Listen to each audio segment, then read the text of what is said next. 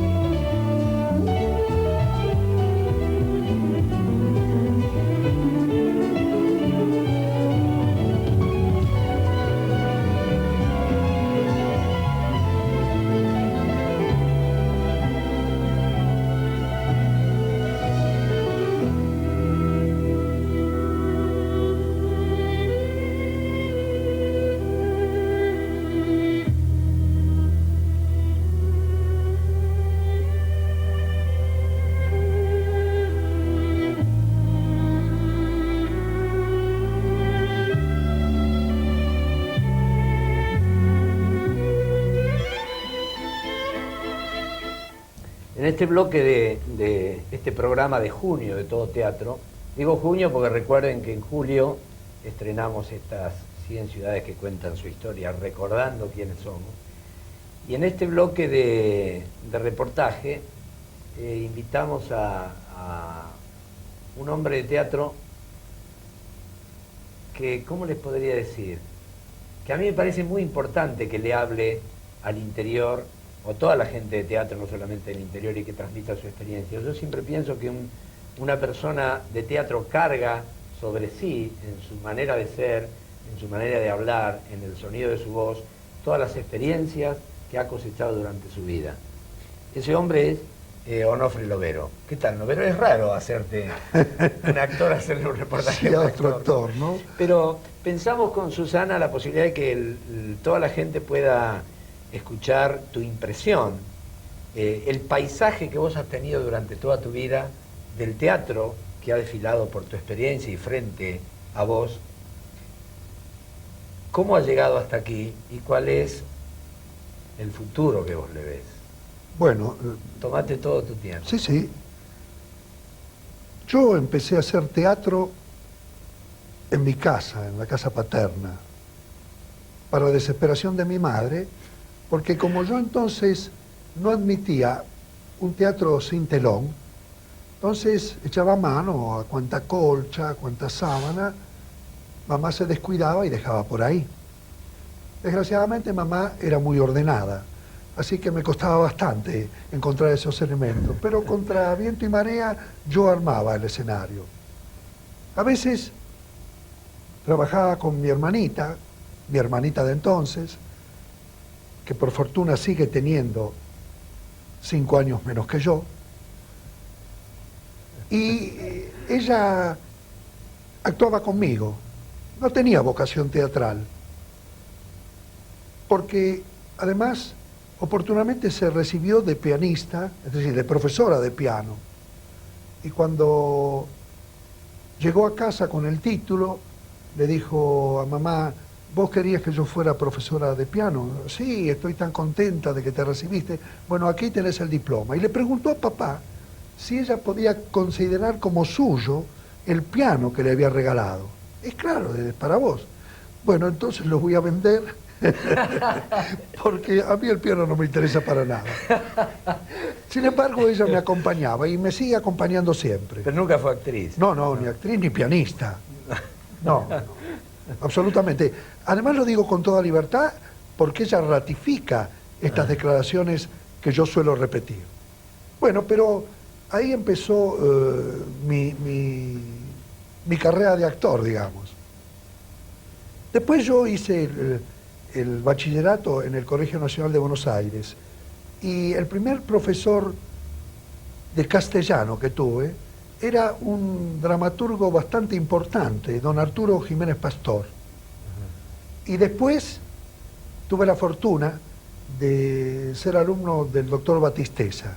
Y con él sí, determinamos hacer teatro en el aula. Durante 2 o 3 años no hicimos más que crear compañías teatrales dentro del aula, por supuesto, de escribir nuestras propias obras, de tener una enemistad manifiesta entre 2 o 3 grupos teatrales de la misma división, y todo eso terminó en una representación que debemos haber hecho en el verano del 42 al 43 o del 41 al 42, en el viejo Teatro La Salle, que alquilamos por 90 pesos, incluyendo la escenografía. El viejo es el que está ahora en el mismo lugar, ahora, ¿no? Sí. Entonces, creo que no se llamaba La Salle, era propiedad de una asociación espiritista. Que todavía es. Claro, que se llama Constancia. Pero me acuerdo de los 90 pesos. Y además, el otro problema grave fue conseguir las chicas del reparto. No, las chicas del reparto, porque entonces el Colegio Nacional de Buenos Aires era exclusivamente y aburridamente de hombres. Después ahora yo mixto. hace muy poco, sí, mixto, y hace muy poco tiempo asistí a una representación muy bien hecha de la casa de Bernarda Alba. Ahí en el colegio. En el colegio, sí, por supuesto, hecho exclusivamente por mujeres, como corresponde. Claro. Pero digo, podían darse el lujo, nosotros entonces no. A partir de ahí, yo nunca dejé de hacer teatro y de construir teatros. El actual Teatro Pairó de esta capital fue el primer teatro levantado en un subsuelo por los propios integrantes de una compañía.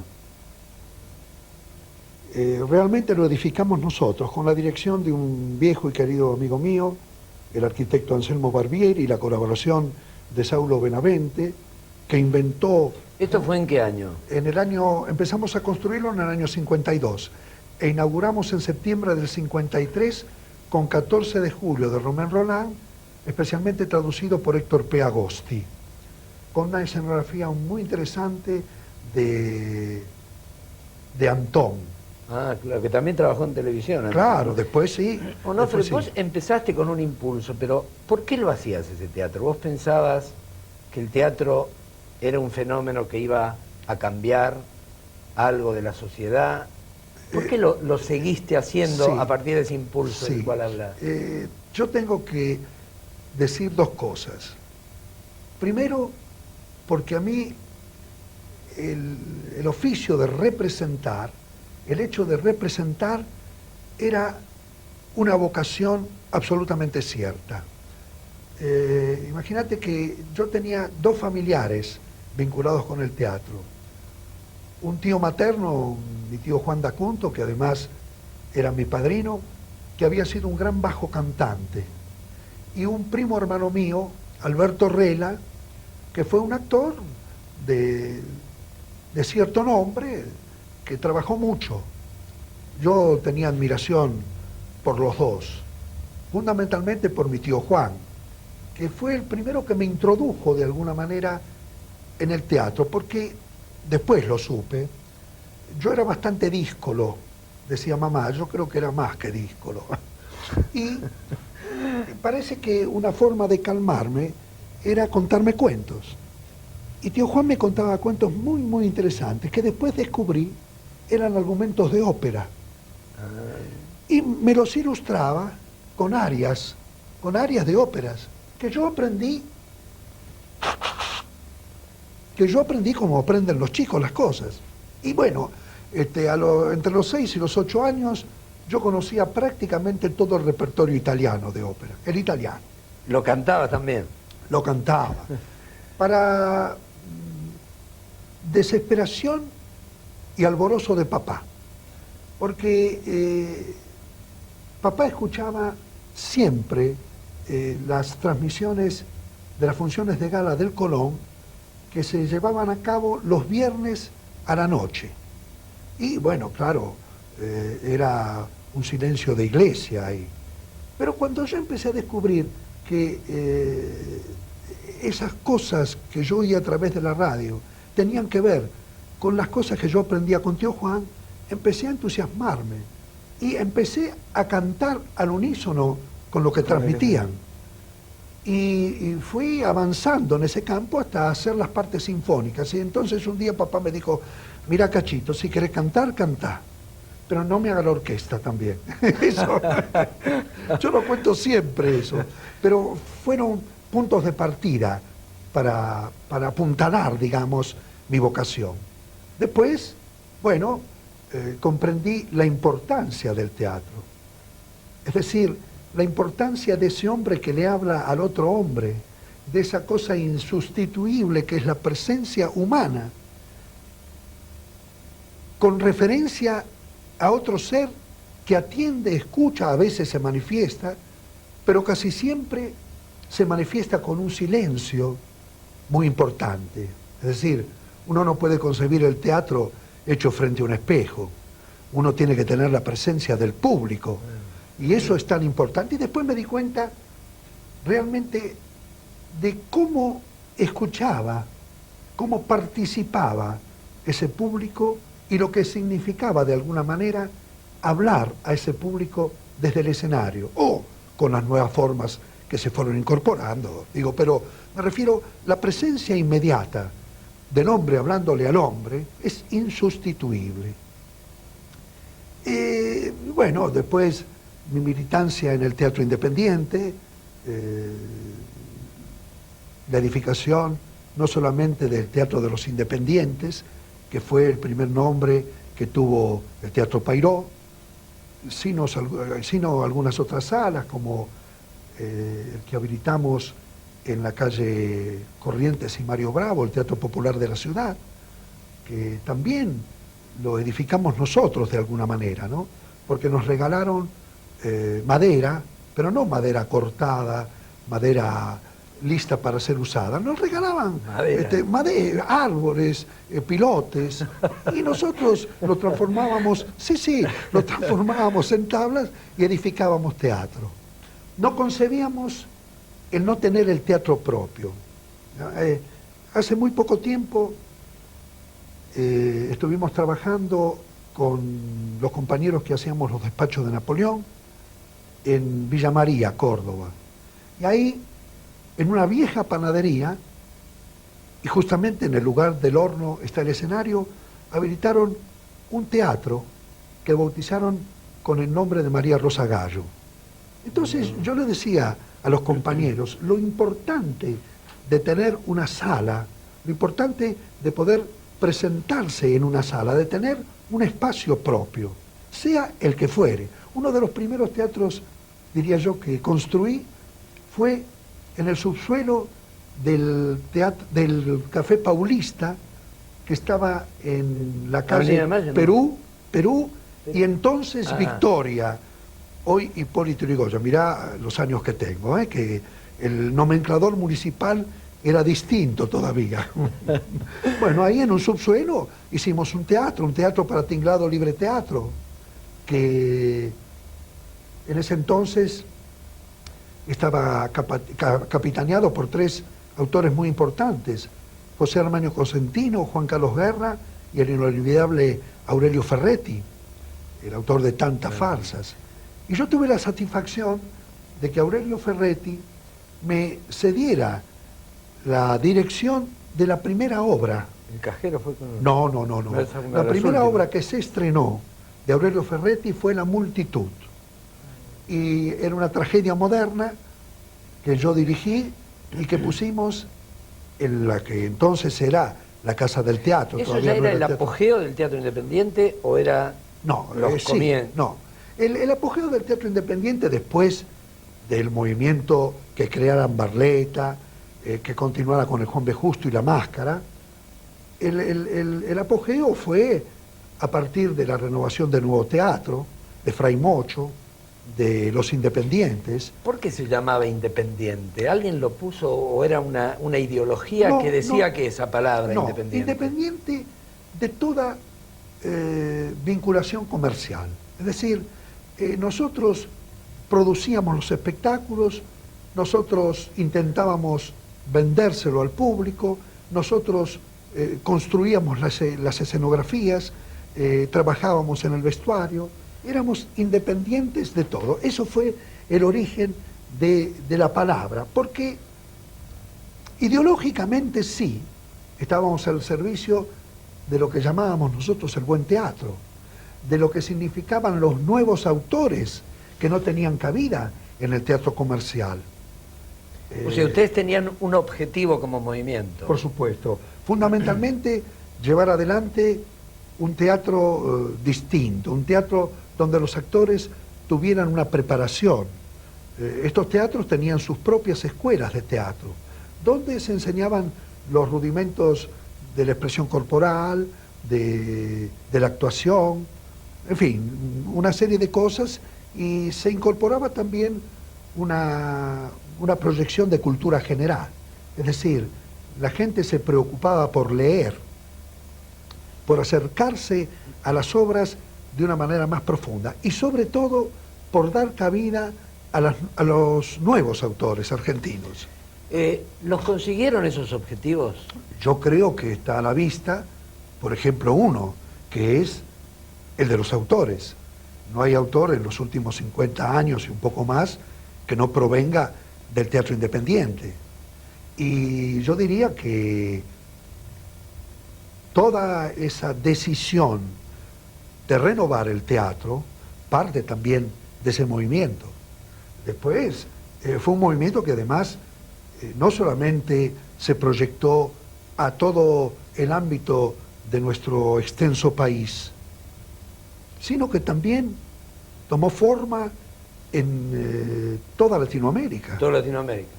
Bueno, hacemos una pequeña pausa y seguimos con la segunda parte del reportaje, que es la impresión que tiene Lovero después de esta reseña de cómo está el teatro actualmente, cómo está en el país, no solamente acá, y cuál es su visión del futuro del teatro en este país. Una pequeña pausa.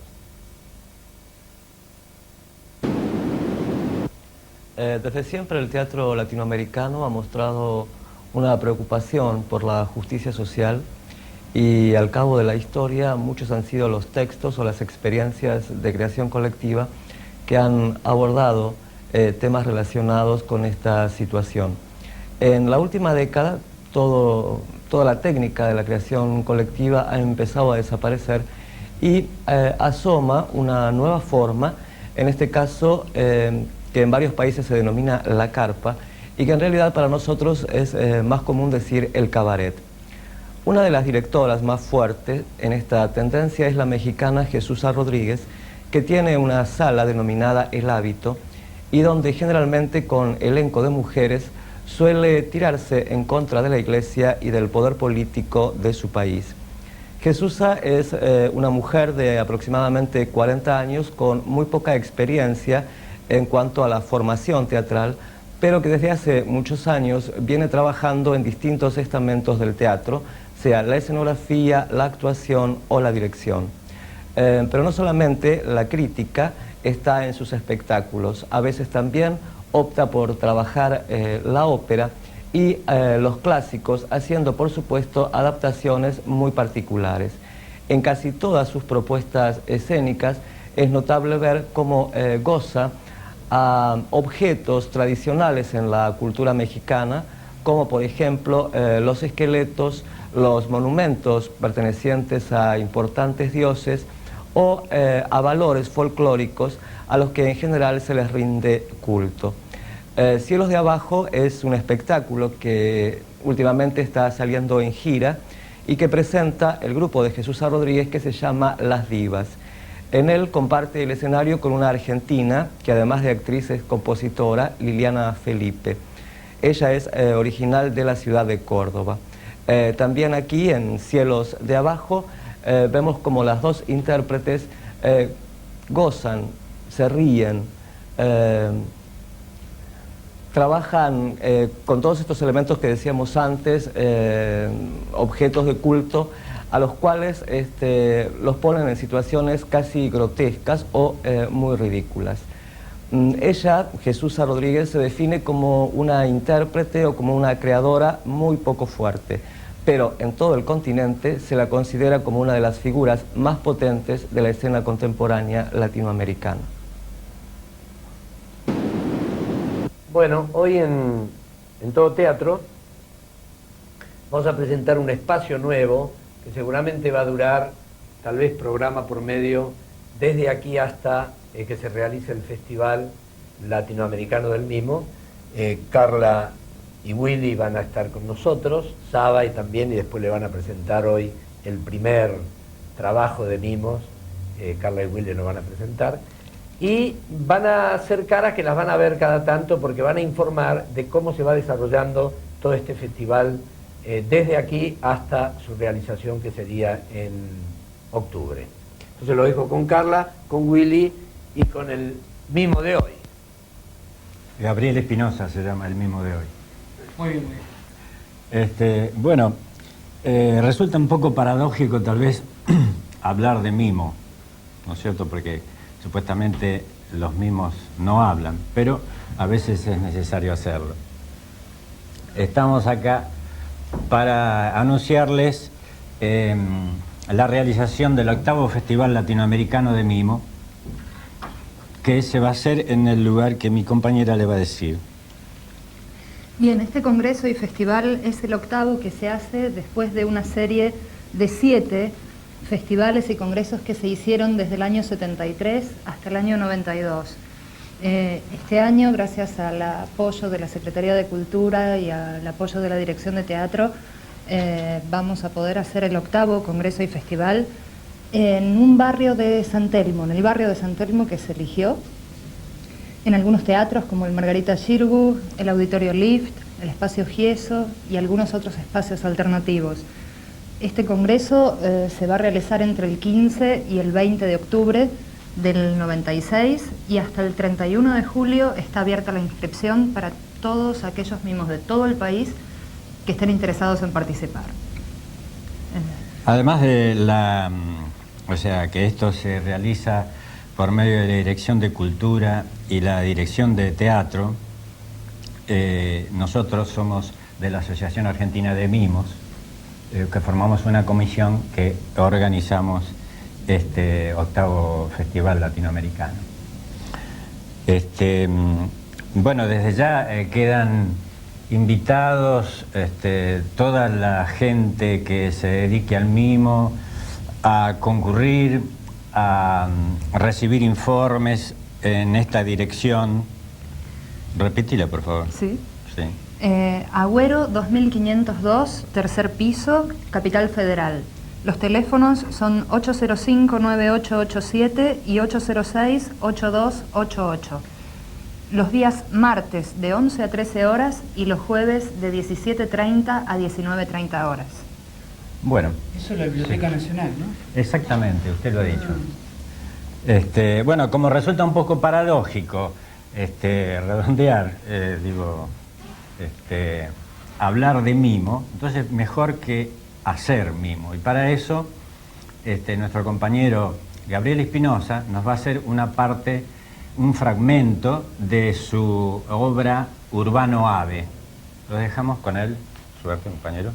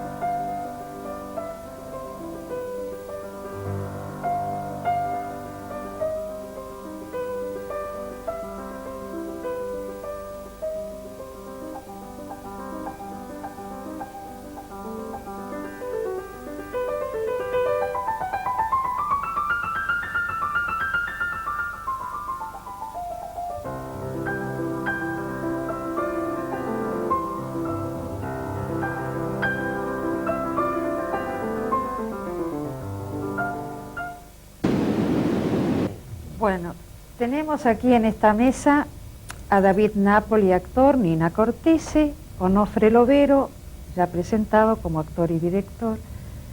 Y una de las propuestas, uno de los temas que me gustaría manejar en esta mesa es si en estos momentos en el teatro actual uno puede hablar de una ética del teatro. Es decir, siempre que se menciona son propuestas estéticas, pero la ética no se menciona. Yo no sé si no se menciona porque no existe o no se menciona porque se da por sobreentendida, y si está bien sobreentendida. Es una pregunta que tiene que ver con la formación de cada uno. Por ejemplo, en nuestra escuela de los independientes, una de las materias que se dictaba era ética. Es decir, la parte de la moral que corresponde precisamente a esa actitud, ¿no?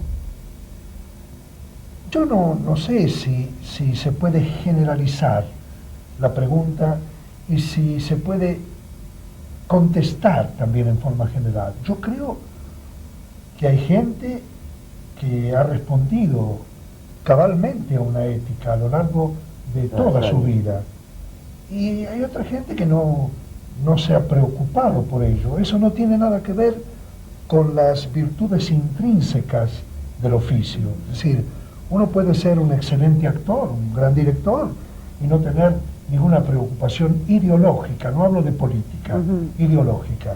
Y otros que creemos que el teatro es un elemento popular y formativo que hay que tener muy en cuenta para llevar adelante ese oficio.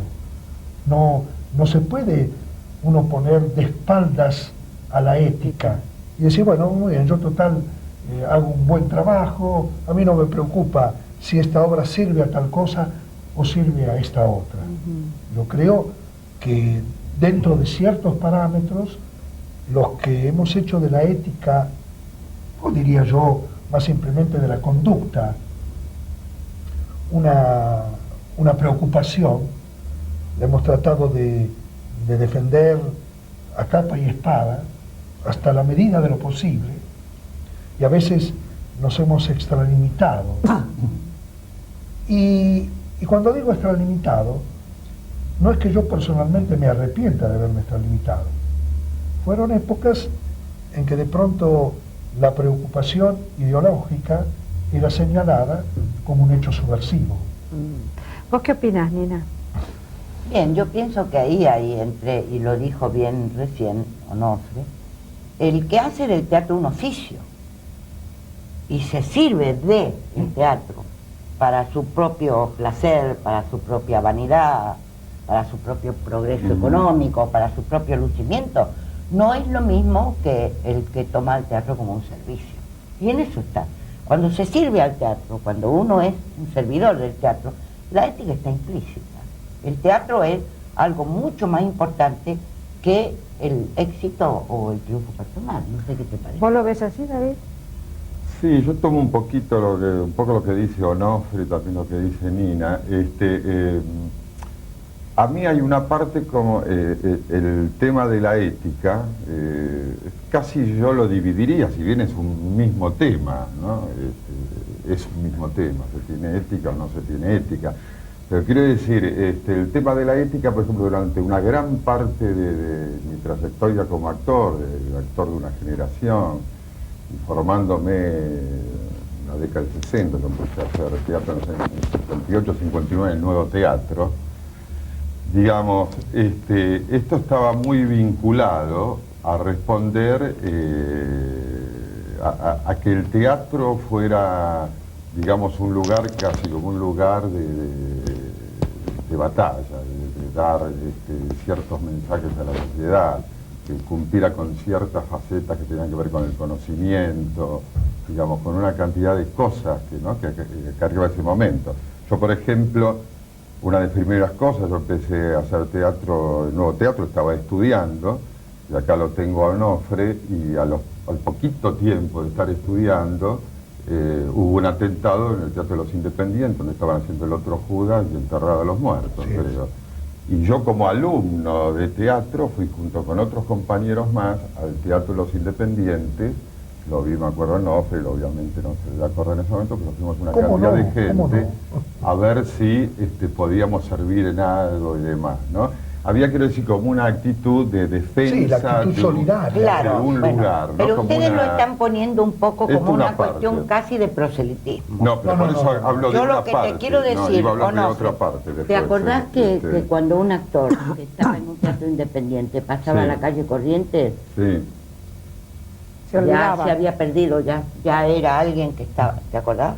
Sí, me acuerdo, pero eso No, tiene que ese ver... ya es de la calle No. Corrientes, ya no... Mira, pero tiene que ver con una cosa que hay que comprender el momento. Ujú. Si vos lees los estatutos del Teatro del Pueblo, pergeñados por don Leónidas Barletta, vos decís, pero esto lo escribió Hitler, no Barletta. No. Pero era realmente la necesidad imperiosa de tener un dogma, Ese dogma era el teatro que se hacía ahí. El teatro que se hacía ahí. Eso es lo que yo dije, pero no lo dejamos terminar. Ah, perdón. Pero perdón, vale, ¿existen no. los dogmas ahora o no? No, yo creo que no. A eso No, voy. no. Es decir, Pero el dogma, pero tenía que ver, pero no te olvides que el teatro en general, salvo muy pocas excepciones, tiene que ver con todo ese teatro independiente, el teatro actual, desde los autores hasta los directores, hasta muchos actores.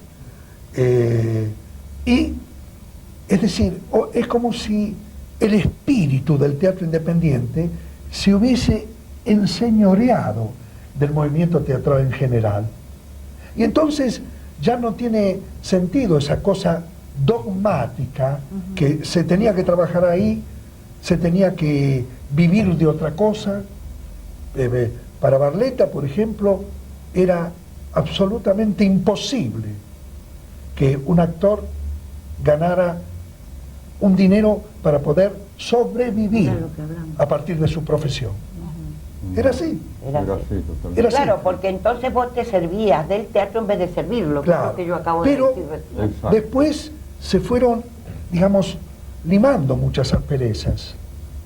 E insisto, claro que todavía quedan resabios de un teatro terriblemente comercial en nuestro medio, pero no es de ninguna manera la mayor parte del teatro.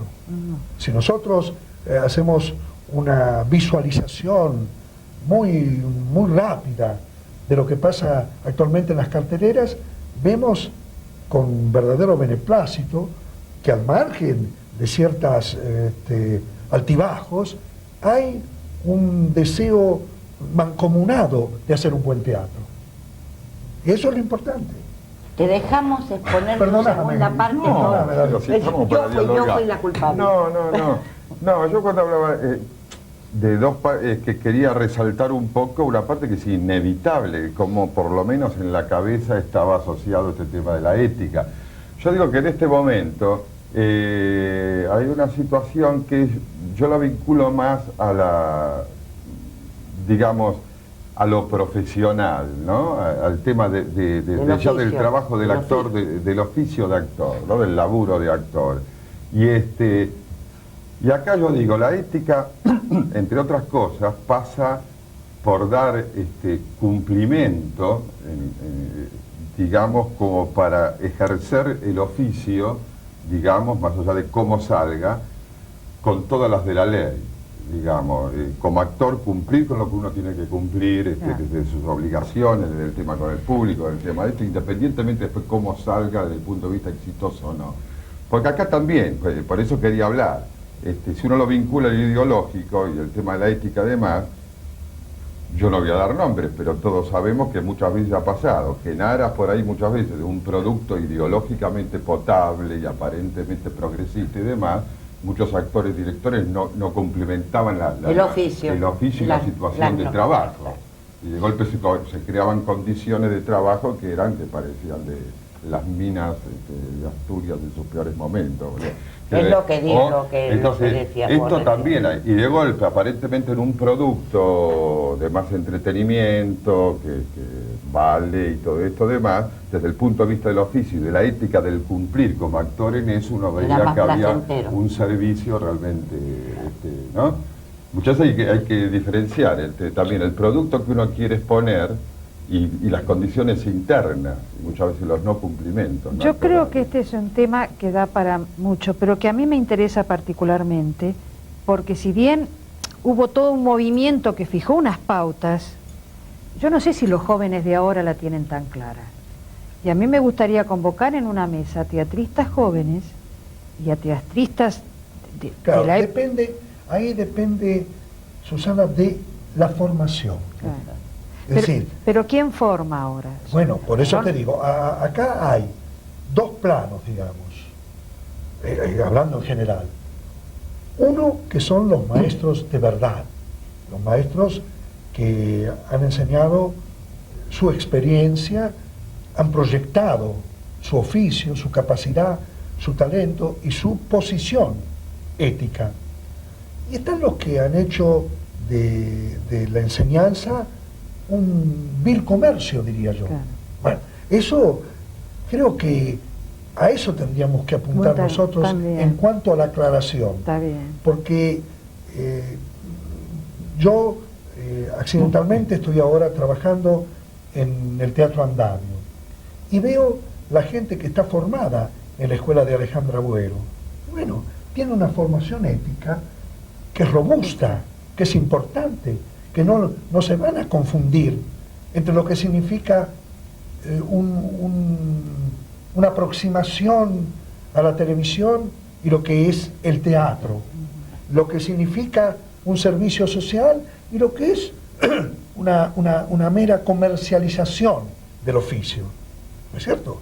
Eso tiene mucho que ver. Nuestra generación se ha formado, la mía no puedo decir con grandes maestros, porque no existían esos grandes maestros. Teníamos que abrevar en libros que conseguíamos en librerías extranjeras, porque era Jouvet o era Dulin o era Copó lo que a nosotros nos orientaban. Por supuesto, Stanislavski, pero Stanislavski nos llegó después. Hablo de mi generación. No, está. Yo lo que te voy a invitar, Onofre, es para una próxima mesa. ¿Cómo no? David, también estás invitado para hablar un poco de la docencia. Entonces. ¿Cómo no? ¿Qué es lo que están aprendiendo los jóvenes actores? Un gusto enorme. Les agradezco mucho la presencia. ¿Sí? Gracias, muy amable. Morir así, como un día vi morir al amigo que con rayos y miradas divinas iluminó mi oscura juventud, turbulento y profundo, bailarín incluso en la batalla. Todo Teatro logró interrumpir un ensayo de Archivo Nietzsche, una obra dirigida por Rubén Pires, que anda por ahí, y secuestramos a este señor, que es Luis Campos, uno de los más promisorios actores argentinos que tenemos. Archivo Nietzsche, Luis. Archivo Nietzsche. ¿Qué es? Archivo Nietzsche, bueno, obviamente como el título lo está indicando, trata sobre Nietzsche, ¿no? Para dar un dato nada más, porque obviamente la obra no hay que contarla, digamos que tomamos el último minuto de la vida de Nietzsche, donde Nietzsche se encuentra con sus fantasmas, donde los va matando, preparándose para esa muerte, ¿no? Entonces, convive como... Es como un personaje dividido en tres, digamos, ¿no? Está él en la obra, está su juventud y está Zaratustra, por supuesto, que para él es su hijo, ¿no? Su mayor creación, digamos. Y después, otros personajes que aparecen en la obra, bueno, es Luz Salomé, infaltable, como ingrediente interesante en la vida de un hombre como Nietzsche, y su hermana, por supuesto, que fue la que lo archivó. Apareció como una idea teatral desde el momento que Nietzsche, los últimos 11 años de su vida, estaba loco. Entonces, pienso que encajaba estéticamente, a pesar de que él no estaba pelado, esta imagen del hombre ya físicamente deteriorado y encima sin cabello. De todas maneras hay un momento de la obra que aparece enterito, como el busto, con su barba y su gran bigotazo que tenía, ¿no? Y esa cabellera que tuvo hasta sus últimos tiempos. Pero para dramáticamente lo que el personaje representa, que es un tipo que está ya en sus últimos momentos, después de haber sufrido sífilis durante toda su vida, deteriorado mentalmente por culpa de esa sífilis, con un catarro que lo lleva a la muerte como último síntoma, digamos, de su enfermedad, creo que físicamente, tanto mi flacura como mi pelada, como mi imagen, bueno, convencieron al director de que yo podía... Porque quiso ser mi mujer, mi Ariadna. No nací para ser de nadie. Mi espíritu, mi cuerpo y mi sexo son solamente míos. Bueno, después de esta reseña, esta visión que dio Onofre Lovero del teatro, de él en el teatro, del sentido del teatro independiente, de sus objetivos, de por qué y de qué era independiente. En esta segunda parte queríamos que complete la idea para toda la gente que le interesa todo esto, sobre, ya dijo que se consiguieron los objetivos. Ahora, el teatro tuvo una relación con el Estado, siempre se mantuvo independiente, en determinado momento se mezcló. ¿Y cuál es tu impresión actual del sentido del teatro independiente, si existe, y cuál es tu esperanza o tu opinión de lo que es el futuro del teatro en este país, y qué sería lo mejor que se puede hacer? Esto para todos los teatreros del país. Bueno, yo diría que el Estado prácticamente se mantuvo al margen del movimiento teatral independiente. Tengo que hacer una salvedad. Cuando se crea el Fondo Nacional de las Artes, entonces ahí hay posibilidad de algún subsidio y de algún préstamo. Nosotros, para hacerlos independientes, para edificarlo, tuvimos que terminar hipotecando una casa de mis viejos. Y nosotros pudimos levantar esa hipoteca 4 o 5 años después de haberla hecho, con un préstamo del Fondo Nacional de las Artes. Pero aclaro que el Fondo Nacional de las Artes no daba préstamos ni da préstamos para cubrir deudas. Claro. Pero nosotros tuvimos que mentir. Dijimos que el dinero era para el montaje de 3 obras, pero en realidad era para pagar fue para pagar las deudas. Pero por supuesto, las 3 obras fueron montadas, pero no con ese dinero que fue dedicado a levantar la deuda de la casa de mis padres. Pero después el Estado se ha mantenido bastante al margen de las cosas. ¿Es mejor eso? Yo creo que no, porque el Estado tiene que subsidiar a los teatros sin interferir en la independencia de esos teatros. Eso es el ideal. No puede una dirección de teatro dar un subsidio, pero exigir una determinada programación. Para eso están los teatros oficiales. Y ese fue, de alguna manera, el objetivo que creó el Fondo Nacional de las Artes en lo que respecta al teatro. Prestaba por antecedentes o daba subsidios por antecedentes, pero no interfería en la programación de un teatro. Y yo digo que es muy importante la asistencia estatal, digamos, nacional o municipal, porque el teatro no es negocio en ninguna parte del mundo. No tiene por qué ser negocio. No tiene por qué serlo. No es negocio un hospital, no es negocio una escuela. En el sentido que la gente interpreta, claro, como negocio. Son magníficas inversiones, porque si países del mundo se conocen, son muchas veces a través de su arte, a través de su teatro, de su música. Y eso es muy importante. Y es muy importante para la gente del interior.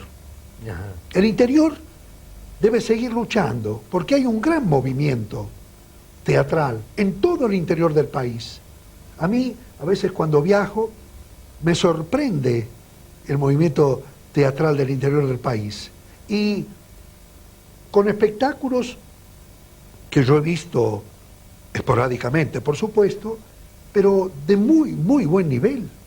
Es decir, el talento vive en cualquier parte del mundo y en cualquier parte del país. En cualquier rincón, en cualquier rincón. Lo importante es gestar a los autores, preparar a los actores.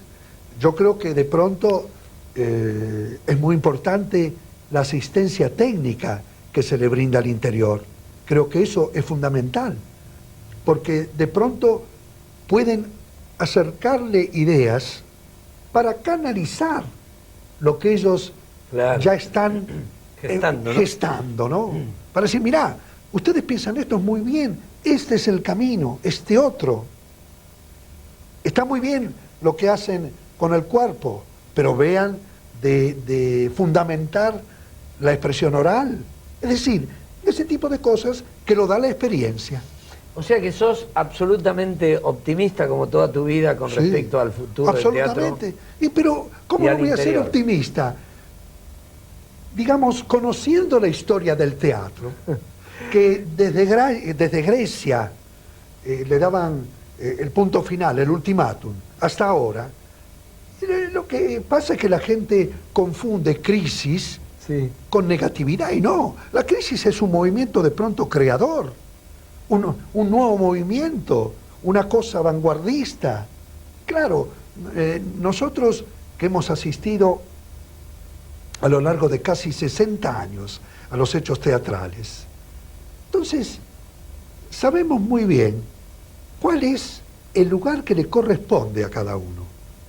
Y florecen muchos y fructifican menos, pero los que fructifican son permanentes, son valederos. Eso es lo importante. Y a mí, además, me conmueve la gente del interior, pero me conmueve no como los hermanos menores, me conmueve porque intuyen cosas, y la intuición hay que preservarla e, insisto, canalizarla. Pero es muy importante lo que ellos tienen. Es lo mejor que tiene el artista, lo mejor que tiene el oficiante. Esa cosa sagrada que nos lleva a convertir un sótano cualquiera en un teatro. Muchachos, esa cosa sagrada que llega a convertir un sótano en un teatro. Y bueno, Lovero lo dice, estamos en carrera, y yo le agradezco, todos le agradecemos el entusiasmo con el cual ha contagiado esta, ¿cómo les podría decir? Esta trayectoria, no diría sufrida, pero esta trayectoria llena de dificultades, este camino lleno de dificultades que estamos teniendo los teatreros de todo el país, pero que estamos venciendo. Y bueno, la crisis no asusta a nadie, lo que asusta, como dice él, y lo malo es la negatividad, ¿no? Gracias, Onofre, vamos a seguir en una mesa redonda a discutir. Magnífico, magnífico. Muchas gracias. Bueno, cuando uno escucha a un hombre como Onofre Lovero, con toda su historia maravillosa, extraordinaria historia personal y profesional, y además uno empieza a sentir la influencia que tiene este hombre y que ha tenido en todos nosotros, y por supuesto en lo que lo están escuchando, porque tiene algo así como el contagio, ¿no?, de la disciplina. Él contagia el teatro con su personalidad, con su manera de hablar.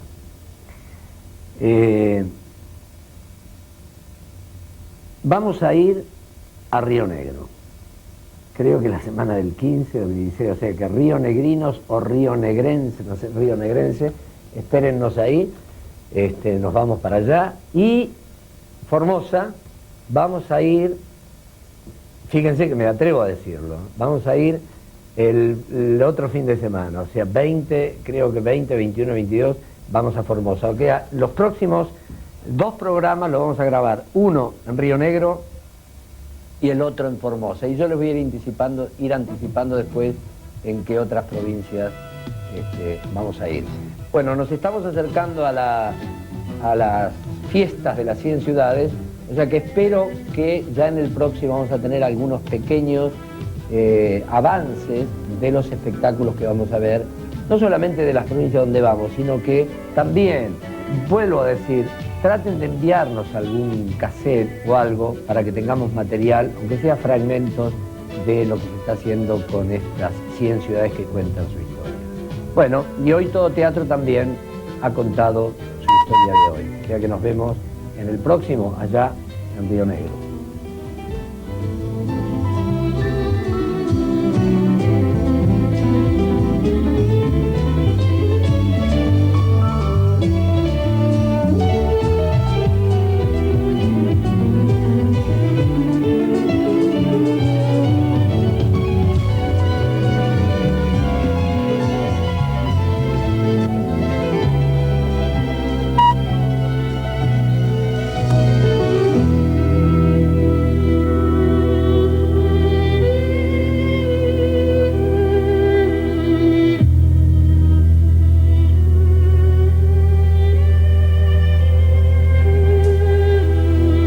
Trabajamos por la cultura de una Argentina nueva.